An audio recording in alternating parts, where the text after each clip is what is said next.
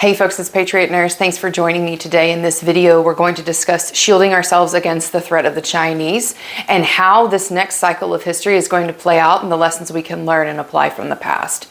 So if you've been paying attention to the news, there's nothing really novel about this. The Chinese are using various different methods to spy on people in the United States. This has been happening for some time. The Chinese Communist Party recognized several decades ago that its mechanism for controlling the populace also at the same time suppresses creative innovation. Imagine that. Communism squashes freedom of thought, freedom of ideas, freedom of expression.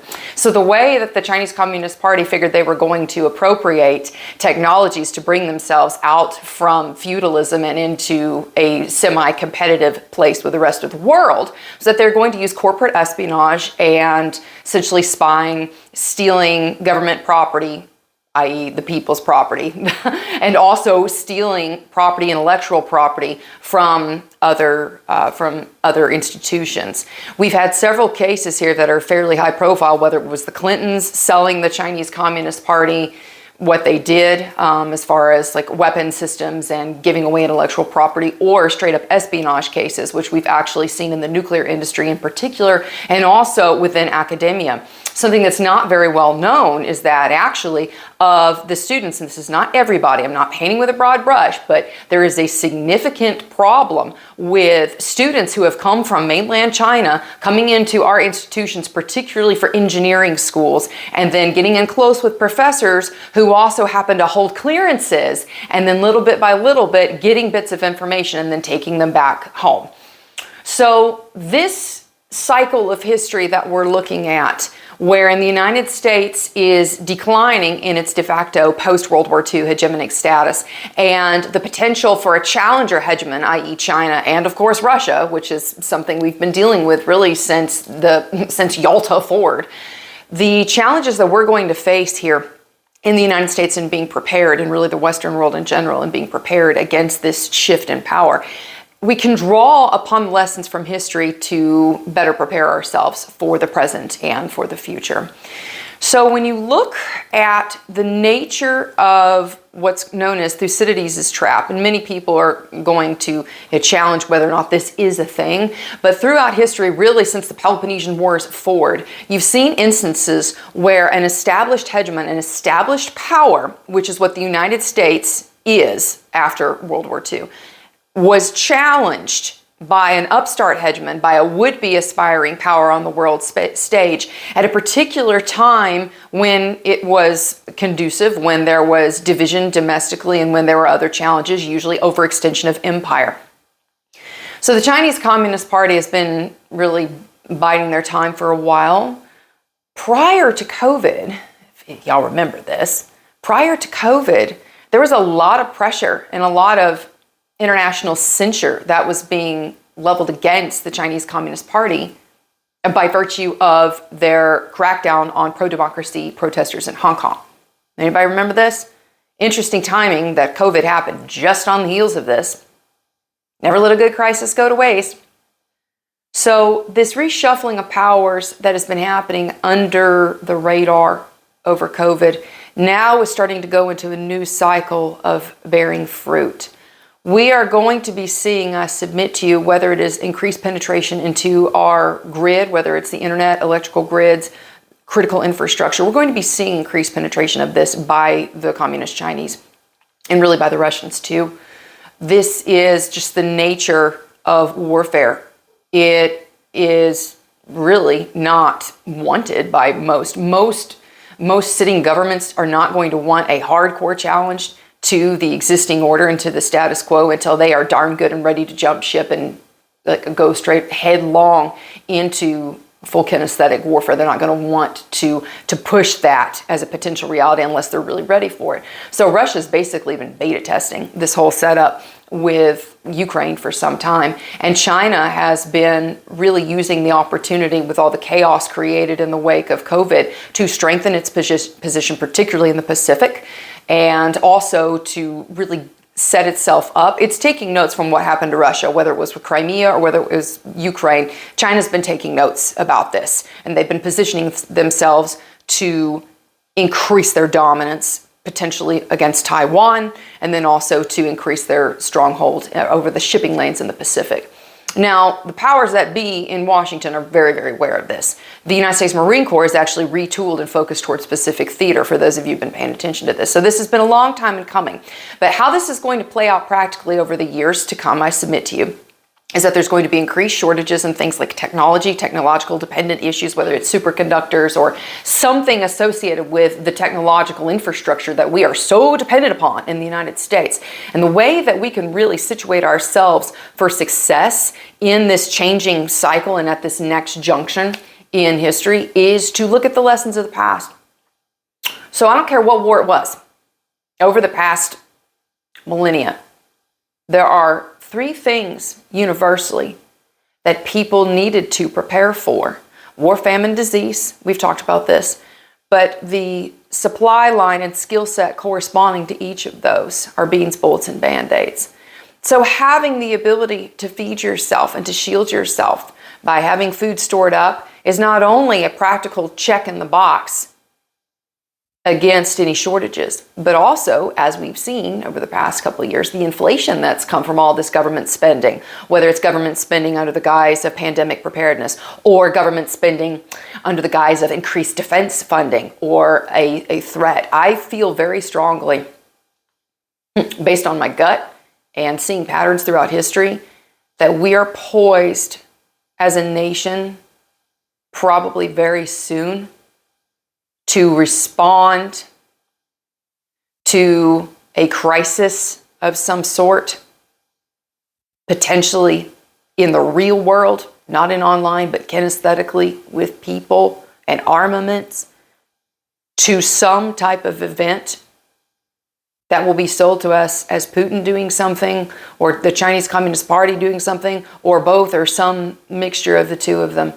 And because of this, it will end up creating some type of new economic issue, or it may be the straw that breaks the camel's back here in the United States, and we need to be very prepared for this. Our economy has not been sitting on strong footing for some time. When you enter into that equation, the shifts that have come about, it is that much more important for us to be prepared with beans, bullets, and band-aids, to have our food stored up as a shield against inflation from runaway domestic spending, but also against shortages that can come through supply line disruption, particularly shipping lanes in, whether it's the Pacific or all of the lessons of the past couple of years have showed us really that this was a beta test for whatever their next cycle of war is that they want to push forward. So the bullets, obviously, being able to defend yourself, being able to shield your family from any type of upheaval domestically that would manifest from shortages, that would manifest from changes in government alignment. We need to be prepared for that as well, and then also band-aids.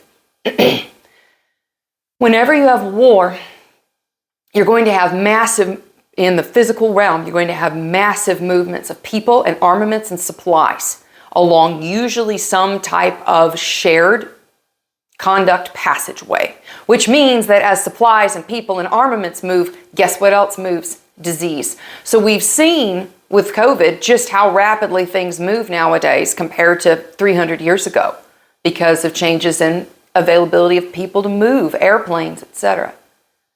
But when you're talking troop movements, when you're talking movements of supplies to facilitate and to support logistically people operating in a theater, you're also talking about movement of diseases from that theater back and then forwards. So we need to be prepared for this as well. And I think I've talked about this with y'all over the past several years, that the changes that we've seen since COVID have directly impacted our ability to get good care. It is a serious crisis. People have no idea just how deep and how bad this crisis is in the healthcare system in the medical industrial complex. We have in the United States a population that is less suited, hear me well, it is less suited to ride out this next cycle and change of history because it is aging, because it is older, because it is sick, less fundamentally structurally sound as a family unit, and also weaker from an economic standpoint. We are ripe for being dethroned from power. And I really don't think people understand just how serious of a situation this is. The good old days of the United States having power in a Marshall Plan post-World War II era, that is long coming to a close. We are at the precipice right now of a major transition in history, and most people are so excited just to be able to pay down their debt a little bit that they're not even seeing what's around the corner. So we do need to be prepared, looking at the lessons of the past, war, famine, disease, beans, bullets, band-aids, looking at the lessons of the past. Lord willing is going to set us up for being able to be a blessing and a shielding place, a hiding place for people in times that are potentially very dark coming up. People could say, oh, it's always been this way. No, human nature has always been this way. However, the technology that we possess now causes a rapid acceleration in the spread of ideas and the rate at which massive changes happen. So in previous times, years, decades, millennia, change was, when it did happen, incremental in its implementation. Now, rapid changes can happen within the span of hours, days. So it pays to be prepared. It pays for us to be focused on this. And my goal in bringing this to light for y'all is just to encourage preparedness. So this week's Torah portion, actually, the children of Israel have gone out. They're going out from Egypt. And they had to be ready to go, like picking up and going with what they had. They had just eaten the Passover, like with their loins girded, like they were ready to go. Can you imagine coming home to eat, like being hurried and having like your boots on, like having your full war kit on? Essentially, that's what the situation was. We trust in God. We are fully cognizant that he has the ability to shield us. And if we're obedient to him, then we're in a covenantal relationship wherein it's his role to shield us, his role to safeguard us. But we also have the diligence aspect that is required of us. There's a term in Hebrew, is tefillas ve'ishtadlus. It literally means prayer and effort. So we have the two sides of that together in this next cycle of being prepared for history. If we want to be a blessing to people, we got to be able to be that city on a hill, to be a lighthouse, to be that rock that and the home that's built solidly upon it so that people have a rallying point in the future. The challenges in the future are not going to be just of having supplies and just of having skills, but of having strength spiritually and fortitude to ride out the uncertainty. And I hope that each of us will inquire of the Lord what our job is in the future. If you're a servant, like I want to encourage y'all too, if you're just trying to be a servant, you just want to be obedient to him, and your life's efforts and goals are focused towards serving and pleasing the Lord, it says, delight yourself in the Lord and he will give you the desires of your heart. The fear of the Lord is the beginning of knowledge and wisdom. If you fear the Lord, if you camp out in his word, if you stay close to him, if you abide with him, right?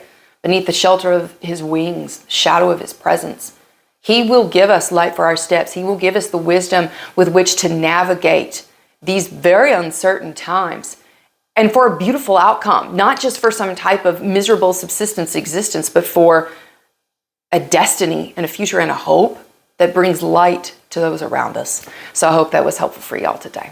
If you did enjoy the video, I hope you'll subscribe to me here on YouTube, Patriot Nurse. You can also stay with me and support me on Patreon, Subscribestar, cryptocurrency, and PayPal. I got links below. For those of you who'd like to train with me in an online format, you've got a course offering below in the description box. It's 4 hours. It's $129. You can find that there at the link.